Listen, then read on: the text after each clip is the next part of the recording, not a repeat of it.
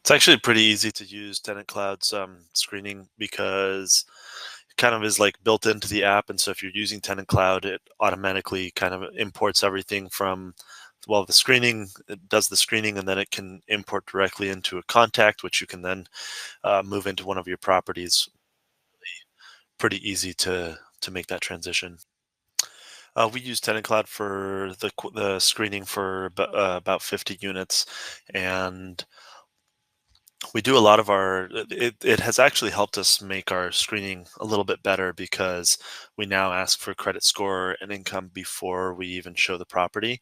Um, and then we just do our final check through Tenant Cloud, make them submit the full screening request, and then that's just how we verify that they actually have the credit score that they say they have. And um, yeah, that's been really helpful. And I think it's made us change our procedures so that we do have better tenants since we've started requesting credit scores beforehand and income documentation as well.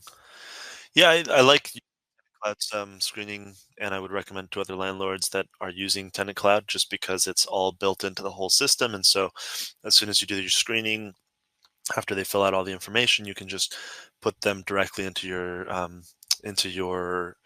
or they get imported directly into your contacts, and so they're ready to move in. It's really sped up our process of getting information and getting all the info correct on a new tenant. Yeah, the overall screening process has slightly improved our overall um, property management experience just by simplifying things, making everything online. Um, we don't take any paper copies of anything.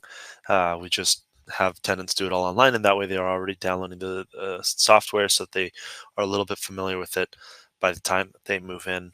So that's just helped streamline everything a little bit.